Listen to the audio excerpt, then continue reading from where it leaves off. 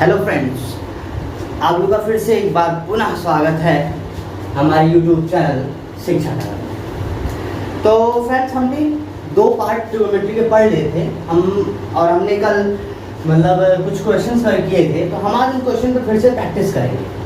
मैंने आपको कल टाइप 2 पढ़ाया हुआ था, तो उस टाइप 2 के अकॉर्डिंग मैं यहाँ पे 4 क्वेश्चन लिखे हुए आपको दिख रहा होगा, है ना। cos A = 4/5, tan alpha = 5/12, ये सब 4 क्वेश्चन आपको दिए हुए। तो क्वेश्चन वही है कि अगर cos A = 4/5 है तो अन्य त्रिकोणमितीय अनुपात ज्ञात करो। अन्य मतलब आपको पता है त्रिकोणमितीय अनुपात कितने होते हैं, 6 होते हैं। sin cos, tan cot से cos, ये 6 होते हैं।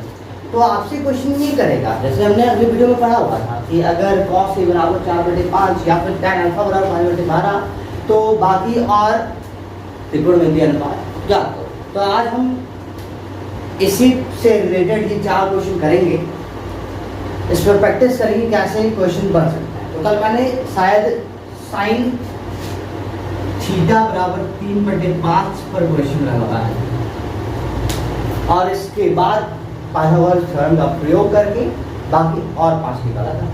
तो आज हम उसी बेस पे आगे चलते हुए कुछ क्वेश्चन करेंगे।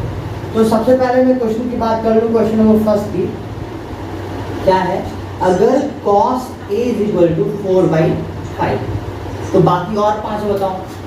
तो कुछ करना है नहीं, आपको बस एक राइट एंगल ट्रायंगल बनाना है। जैसे कि आपको पता है कि भाई समकोण त्रिभुज लगता है त्रिकोणमिति में। और क्या आप यहाँ पे ध्यान देने वाली बात ये है कि अगर आप राइट एंगल ट्रायंगल ABC मान रहे हो और आपको पता होगा हमेशा यही होता है 90, तो यहाँ पे क्या है cos A, मतलब आप सोच समझ के कि अगर A यहाँ है तो आपका ये आधार होगा और ये क्या होगा, लंब होगा। भाई 90 के सामने वाला कर्ण होता है। भाई cos A बराबर क्या होता है, आधार बटे कर्ण, आधार बटे कर्ण, यानी पेज सकता हाइपोटेन्यूज, यही होता है। तो बस क्या करना है भाई, इसका मतलब आधार की वैल्यू क्या है, आधार की वैल्यू है 4 और आपका जो हाइपोटेनस यानी जो कर्ण है वो कितना है ना। ये वैल्यू आपको दी गई है। क्या क्या दिया हुआ, आपको बेस दिया हुआ था 4 और हाइपोटेनस दिया हुआ था 5, इतना दिया हुआ था। और आपसे बोला है और अन्य अदर ट्रिग्नोमेट्री अन्य, तो अन्य कितने हैं, टोटल 6 होते हैं, बाकी 5 निकालना है। अब 5 निकालने के लिए हमारे पास सिर्फ आधार और कर्ण दिया हुआ है, और अगर हमारे पास लंब हो जाए तो हम मतलब हमारा परपेंडिकुलर, तो हम बाकी के साइन tan cot से cosec इनको निकाल सकते हैं। तो ये तीसरी साइड कहाँ से आती है, बिल्कुल पाइथागोरस के थ्योरम से। हम जरा पाइथागोरस थ्योरम की बात करते हैं। पाइथागोरस प्रमेय की क्या होता था, आपने पढ़ा था, कर्ण का स्क्वायर बराबर लंब का स्क्वायर प्लस आधार, ये हुआ था। तो अब आपका कर्ण कितना है, 5 बराबर लंब आपको यानी आपको BC, लंब आपका BC और यही BC आपको निकालना है, और आधार कितना है 4 है, क्लियर। तो देखते हैं 5 का स्क्वायर कितना होता है 25। अभी 4 का स्क्वायर प्लस का इधर आएगा माइनस का, 4 का स्क्वायर 16 और इधर क्या हो गया BC स्क्वायर। तो 25 में से 16 गया तो कितना बचा, BC स्क्वायर। और आपको पता ही होगा कि जब स्क्वायर हटता है तो क्या आ जाता है स्क्वायर रूट, और BC की वैल्यू कितनी आ गई 3। BC की वैल्यू कितनी आ गई 3, यानी आपका जो लंब है वो क्या मिल गया 3। और लंब जैसे ही 3 मिला तो आप तो खत्म हो ही गया। बाकी साइन A, तो साइन A की वैल्यू क्या होती है, लंब बटे साइन, लंब कितना है 3 और कर्ण कितना हो गया 5। tan A क्या होता है, लंब बटे आधार, लंब कितना 3, आधार कितना 4। cot A होता है आधार बटे लंब यानी कि 4/3। sec A मतलब कर्ण बटे आधार, तो कर्ण 5 और आधार 4। बात कर लेते हैं cosec की, यहाँ पे निकाल देता हूँ cosec A का, क्यों का तो कर्ण बटे लंब, तो कर्ण कितना हो गया 5 और लंब कितना हो गया तो इस तरह से आपको उम्मीद करता हूँ ये तो हमारा पहला क्वेश्चन हो गया। तो हम इसको मिटाते हैं और अपने नेक्स्ट क्वेश्चन की तरफ बढ़ते हैं। तो दूसरा क्वेश्चन क्या आपको दिख रहा होगा tan अल्फा इक्वल 5/12। तो आपको ये नहीं कंफ्यूज होना है कि पहले क्वेश्चन में हम लोग कल हमने साइन थीटा पढ़ा, आज कॉस ए पढ़ा, फिर tan अल्फा आ गया। तो ये सिर्फ इंडिकेट करने के लिए होते हैं, आप एंगल को इंडिकेट करते हैं, आप अल्फा बीटा किसी से भी इंडिकेट कर सकते हो, ठीक है। तो यहाँ पे tan अल्फा की बात करें, यानी कि आपको हमेशा यही एंगल दे रहा है tan अल्फा, है ना। tan अल्फा, तो अल्फा क्या होता है, tan बराबर क्या होता है, लंब बटे आधार। आपने पढ़ा होगा परपेंडिकुलर अपॉन बेस, लंब बटे आधार। यानी आपका लंब अपनी बार कितना दिया हुआ है, ये आपका 90, ये अगर आपका थीटा, तो थीटा वाला होता है बेस, थीटा वाला होता है बेस, यानी कि ये वाला हो गया आपका लंब परपेंडिकुलर। तो आपका लंब कितना दिया हुआ था 5 और बेस यानी कि आपका आधार दिया हुआ है 12, ठीक। तो अब आपको क्या करना है, बाकी 5 बताने हैं। अब की बार tan देके बाकी 5 पूछ रहा है, तो फिर से वही प्रोसेस भाई, आपको कर्ण तीसरी साइड पता करनी है। तो आपको पाइथागोरस का थ्योरम क्या होता है, हाइपोटेनस का स्क्वायर यानी कर्ण का स्क्वायर बराबर लंब यानी परपेंडिकुलर का स्क्वायर प्लस बेस का स्क्वायर, आधार का स्क्वायर, यही होता है। अब आपको देखो, आपको परपेंडिकुलर और बेस दिया हुआ है, आपको बस हाइपोटेनस निकालना है ना।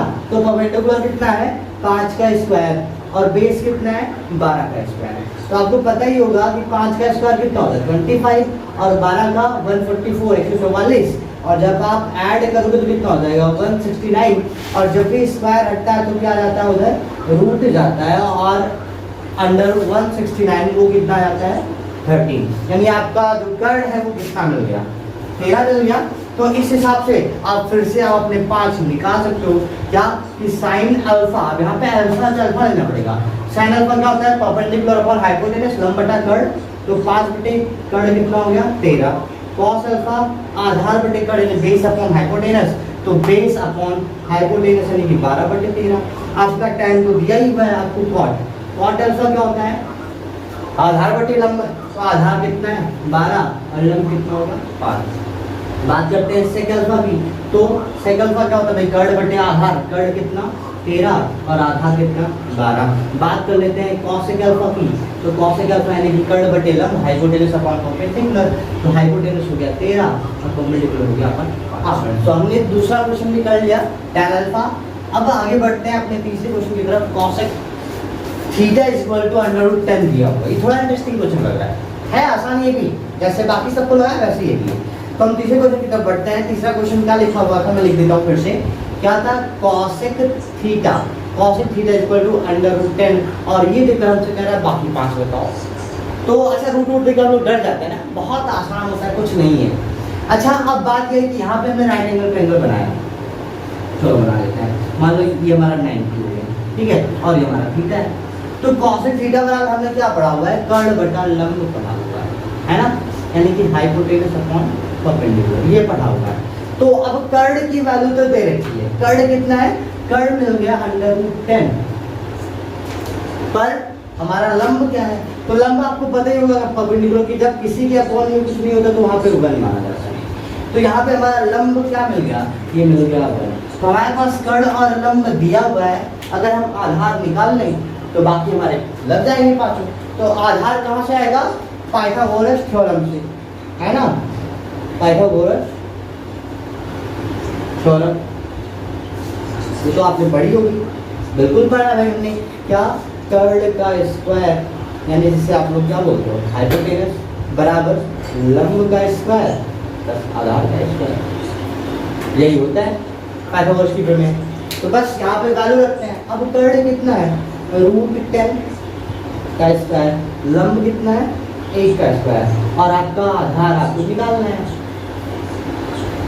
तो अब √10 का स्क्वायर क्या होगा भाई, स्क्वायर से रूट कैंसिल, तो बचा क्या 10, और इधर 1 का स्क्वायर 1 और इधर हो गया आधार का स्क्वायर, कितना हो गया। अब ये प्लस का 1 जब इधर आएगा तो होगा माइनस का, और 10 में से 1 जाएगा तो कितना बचेगा 9। अब आपको फिर से नहीं पता कि भाई जब भी स्क्वायर इधर आता है तो क्या हो जाता है, हो जाता है रूट, तो आधार बराबर √9 यानी कि वैल्यू कितनी आ गई 3 आ गई। तो अगर ये 3 आ गया तो बस हो गया क्वेश्चन। तो अब आप आराम से अपने बाकी 5 निकाल सकते हैं। क्या, कि sine theta is equal to लंब बटे कड़, तो लंब कितना है 1 बटे और कड़ कितना हो गया √10 वन अपॉन √10। बात करते हैं cos थीटा की, तो cos थीटा होता है आधार बटे कड़, आधार कितना 30 और कड़ कितना √10। tan थीटा तो लंब बटे आधार, तो लंब कितना 1 और आधार कितना 3। cot थीटा की बात करते हैं तो आधार बटे लंब, तो आधार कितना 3 और लंब 1, तो आप इसे खाली 3 लिखते हैं। बात करते हैं आगे sec थीटा की, तो sec थीटा बराबर होता है कड़ बटे आधार, कड़ कितना √10 और आधार कितना। समझ में आया क्वेश्चन? फ्रेंड्स उम्मीद करता हूँ आपको ये तीनों क्वेश्चन समझ में आएंगे और ये आपका लास्ट क्वेश्चन ये आपके लिए, आप इसे होमवर्क समझ कर कीजिए। वैसे मैंने सारे बता दिए हैं, तो आप ये क्वेश्चन आराम से कर सकते हैं। क्लियर? हेलो फ्रेंड्स, तो हमने अपने पहले वाले क्वेश्चन कर लिए। अब इसी टाइप पे बेस आज का सबसे अच्छा सवाल है। जैसे आप इम्पोर्टेंट क्वेश्चन पूछ, इम्पोर्टेंट क्वेश्चन क्या है, अब आप इस क्वेश्चन को समझेंगे। जैसे कह रहा है कि किसी समकोण त्रिभुज ABC, मतलब एक राइट एंगल दिया हुआ है, आप बना के चलेंगे क्या दिया हुआ है, एक समकोण त्रिभुज ABC है, ठीक है।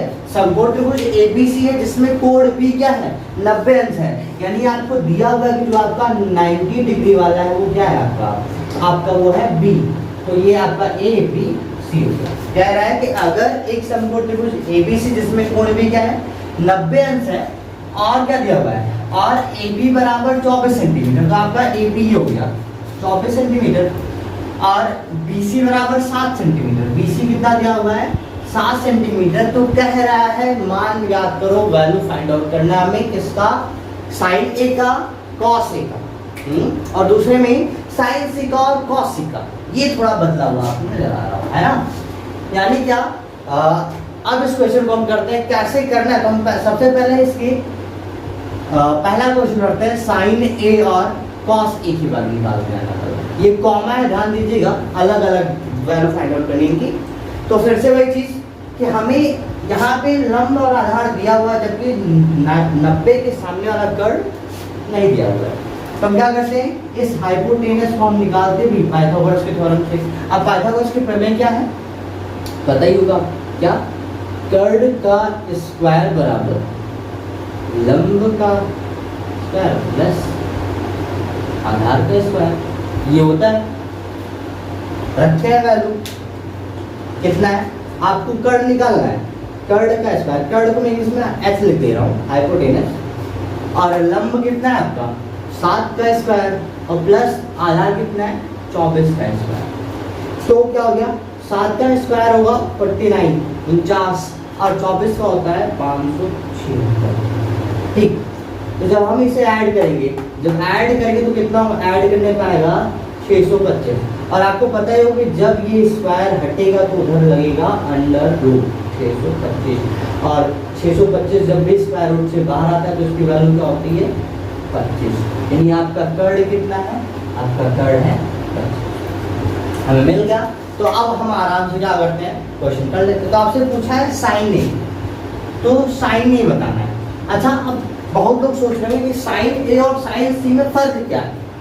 फर्क है, बहुत बड़ा फर्क। आप जरा याद करो, तो मैंने बताया था कि कब आधार और कर्ड डिसाइड करते हैं, कब लंब कौन होगा।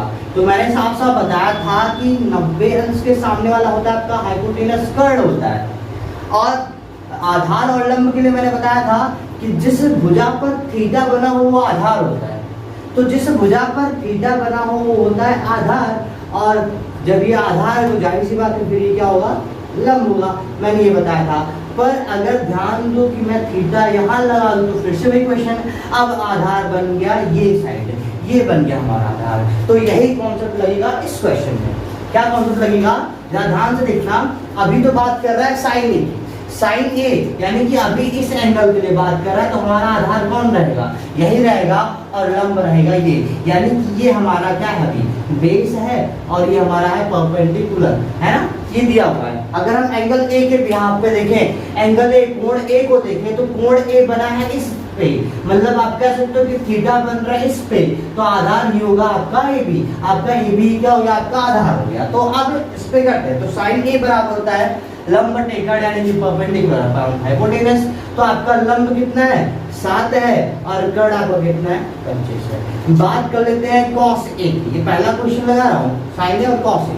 तो cos A, अब cos A क्या होता है आधार पर टेकड़ बेस अपॉन हाइपोटेनस। तो बेस कितना है 24 और हाइपोटेनस कितना है 25 है। क्लियर, समझ में आया ना। तो अब आगे बढ़ते हैं इसी क्वेश्चन को। अब हम दूसरे क्वेश्चन की तरफ बढ़ते हैं। दूसरा क्वेश्चन क्या है, अब हमें sin C और cos C की वैल्यू बतानी है। तो अब हमारे पास आधार तो निकल के आ ही चुका है, बस कंडीशन क्या हो गई, अब यहाँ पे उसमें sin A की जगह पे किसकी बात कर ले sin C की।